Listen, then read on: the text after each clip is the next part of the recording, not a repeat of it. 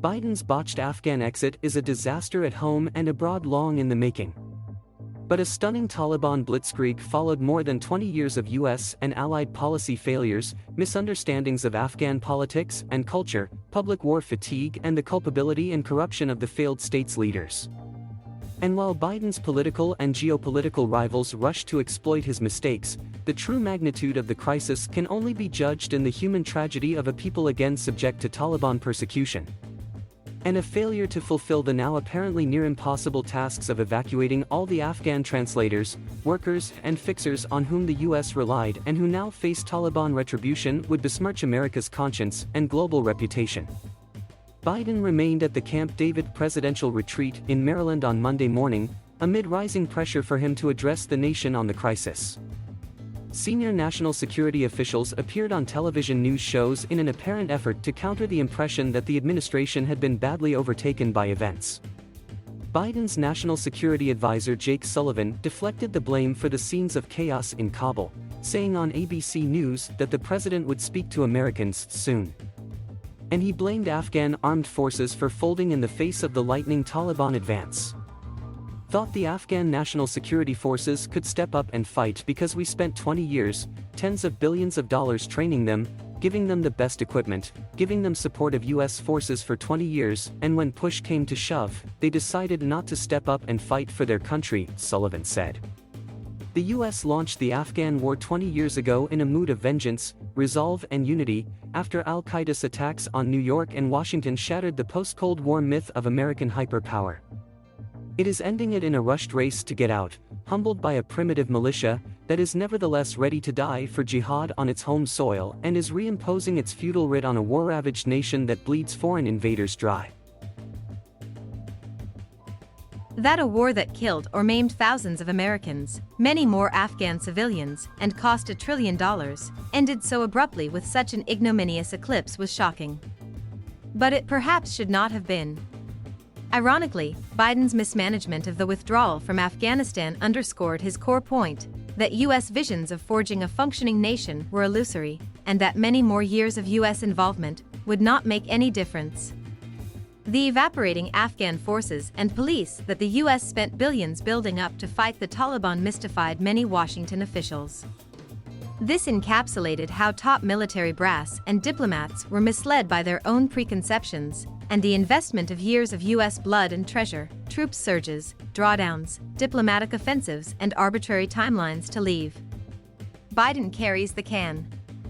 At the same time, Biden was doing exactly what most Americans, exhausted by long years of foreign quagmires, and confused as to why US troops were still in Afghanistan 20 years after September 11, wanted. There was no national support for escalating the war. To check the Taliban advance, the president would have had to deploy thousands more US troops and to wage new combat without public support. That and his own long-term skepticism about the war left his own withdrawal decision almost inevitable. But the strength of the Taliban advance caught the White House flat-footed. Try as Secretary of State Antony Blinken did on Sunday talk shows, there is no way to spin events of the last few days as anything but a domestic political and geopolitical wreck. After telling troops to leave, Biden has now had to retain 6,000 of their comrades in Afghanistan to secure the retreat of US personnel at the embassy as Kabul airport is besieged with crowds wanting to leave. A failure to safely get all Americans out, or any ensuing US troop casualties, would threaten catastrophic political damage for the president amid fresh comparisons with the haunting US legacy of Vietnam. Biden's judgment as commander-in-chief is being called into question since he is on record, in damning video footage, saying that the Taliban's victory was not inevitable.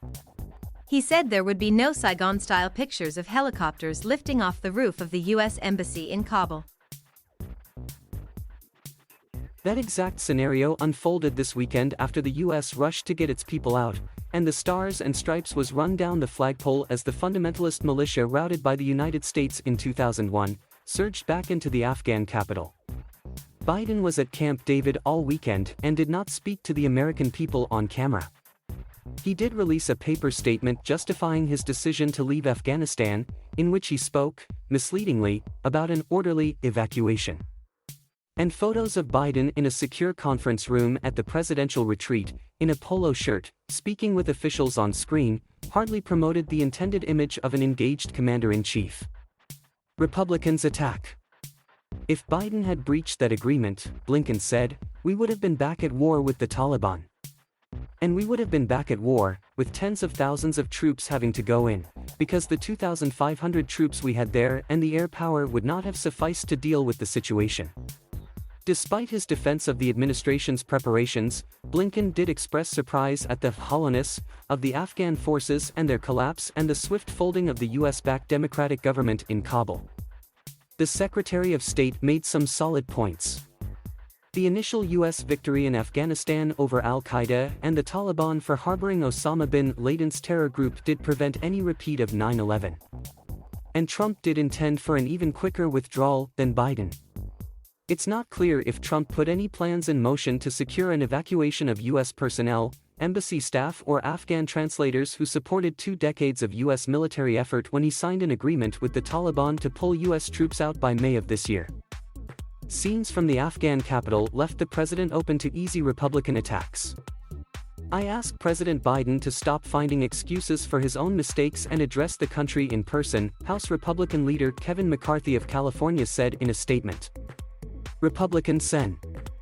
Minority Leader Mitch McConnell complained about the botched exit from Afghanistan, adding in a statement, everyone saw this coming except the president, who publicly and confidently dismissed these threats just a few weeks ago. On State of the Union, the top Republican on the House Armed Services Committee, Rep. Michael McCall of Texas blasted Biden for presiding over an unmitigated disaster of epic proportions. That many of those aiming the sharpest criticism of Biden advocated the kind of hawkish policies and long engagement in Afghanistan that failed year after year and helped lead to this weekend, is unlikely to quell the political storm raging around the president. Another blow to the U.S. image abroad. Biden's challenge must now prevent a narrative of failure developing around his administration. The president was already faced with a resurgence of the pandemic, thanks to the refusal of many conservatives to take free, life-saving vaccinations.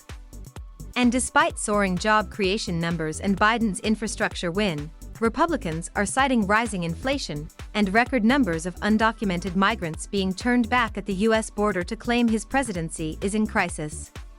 Still, given the deep skepticism of the American public about the cost and the outcome of the post-9/11 wars, snap judgments that the current crisis will permanently wound Biden are premature. Internationally, however, the messy U.S. exit from Afghanistan will spur doubts about Washington's steadfastness as an ally. After declaring America is back following the alienating and destabilizing Trump era on his first overseas trip to Europe earlier this summer, Biden's first real foreign policy crisis is over a botched U.S. retreat. And the president's clarion calls for the protection of democracy abroad will be undermined by his decision to abandon a fragile democratic government in Afghanistan.